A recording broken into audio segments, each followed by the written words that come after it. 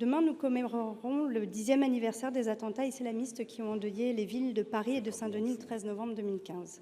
À la veille de ces commémorations, mes premières pensées vont aux 130 personnes assassinées ce soir-là, aux 132 morts du 13 novembre, à l'ensemble des victimes, à leurs familles, à leurs proches, aux associations de victimes, à qui je veux redire toute notre solidarité. Le 13 novembre 2015, les villes de Paris et de Saint-Denis ont été attaquées, mais c'est bien la nation tout entière qui a été touchée, comme elle l'est à chaque attentat. À Nice, Toulouse, Magnanville, Saint-Étienne-du-Rouvray, Arras, Éragny-sur-Oise, je pourrais poursuivre cette liste macabre. Les commémorations demain prendront place dans un contexte où l'actualité nous rappelle que la menace terroriste persiste et forte. Et je veux rendre hommage à l'ensemble des services mobilisés, du ministère de l'Intérieur comme de la Justice, pour leur investissement au service de notre sécurité.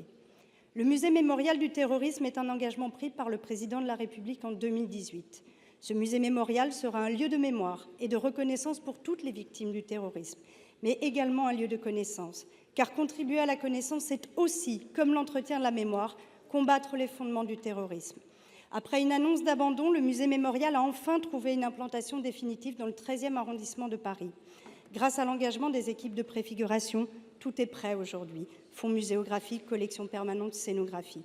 Pouvez-vous, Monsieur le Premier ministre, assurer à la représentation nationale que l'ensemble des ministères concernés sera bien mobilisé afin que ce musée mémorial ouvre ses portes dans les meilleures conditions, car à ce jour, nous ne retrouvons pas trace de cet engagement dans le projet de loi de finances de 2026. Je peux vous confirmer qu'évidemment, ce musée verra le jour. L'ensemble des ministères concourant au budget. Nous serons vigilants, les uns et les autres, à ce que ce musée mémorial ouvre, car il est utile et important pour la nation, comme l'est notre engagement à tous.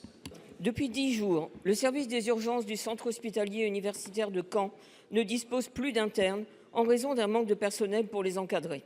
Avec environ 15 équivalents temps plein de médecins urgentistes, pour un besoin d'une quarantaine, on comprend que les conditions de formation et de travail n'étaient tout simplement plus tenables.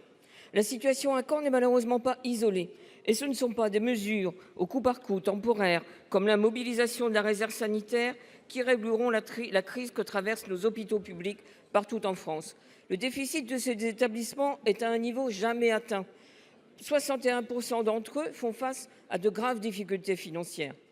Alors, le projet de loi de financement de la sécurité sociale pour 2026, que nous examinerons dans quelques jours, ne nous rassure guère, car jamais l'objectif de dépenses, l'ONDAM, n'a été aussi bas et aussi éloigné de la hausse des besoins dans nos hôpitaux, liés au vieillissement de la population, à la progression des maladies chroniques et à l'inflation.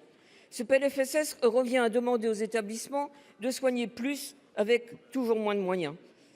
C'est une véritable cure d'austérité que vous proposez, Madame la Ministre, la plus importante depuis 2010. Dans l'urgence, le Premier ministre a annoncé 1 milliard d'euros supplémentaires, non pas seulement pour les hôpitaux publics, mais à répartir entre le médico-social, France Santé et l'hôpital. Et cela ne va pas suffire. Je veux aussi à ce moment saluer l'engagement, le dévouement des personnels soignants qui interviennent dans des conditions toujours plus difficiles auprès des patients. Alors, Madame la Ministre, quand allez-vous enfin prendre la mesure de la crise que traverse l'hôpital public et du choc d'attractivité à engager? Monsieur le ministre, plusieurs de mes collègues se sont adressés à vous au sujet du Mercosur et vous nous avez assuré de votre détermination à défendre les intérêts de nos agriculteurs, notamment lors du prochain Conseil européen, dont acte. Mais nous avons tous entendu les propos du président de la République qui ne semble pas partager votre pugnacité. Alors revenons au fond. Qu'est-ce qui n'a pas changé? Le texte de l'accord, les risques pour la biodiversité et l'environnement, les risques pour la déforestation et l'accaparement des terres, les sombres perspectives pour notre agriculture face au dumping, agriculture devenue monnaie d'échange pour faciliter l'ouverture du Mercosur aux services et à l'industrie, et en particulier à l'industrie automobile allemande. Il y a un an, ici même, le ministre des Affaires étrangères nous faisait la promesse que la France obtiendrait une modification du traité ou alors organiserait une minorité de blocage. Qu'est-ce qui a changé depuis? Eh bien, d'une part, ce que vous avez évoqué, un mécanisme de sauvegarde. Mais loin de ce que vous dites, celui-ci est en marge du traité et il n'engage que les Européens sans mesure coercitive. Un mécanisme de rééquilibrage qui est un véritable cheval de Troie contre nos normes sociales, environnementales, et la limitation du principe de précaution.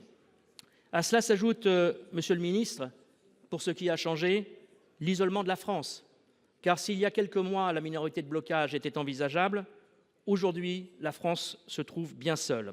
Alors, avec quel autre État membre envisagez-vous de vous opposer à ce qui ne nous convient pas aujourd'hui? Et vous engagez-vous aussi au respect de l'accord de 2018 sur la mixité de cet accord, permettant d'assurer la légitimité démocratique de celui-ci et le vote du Parlement?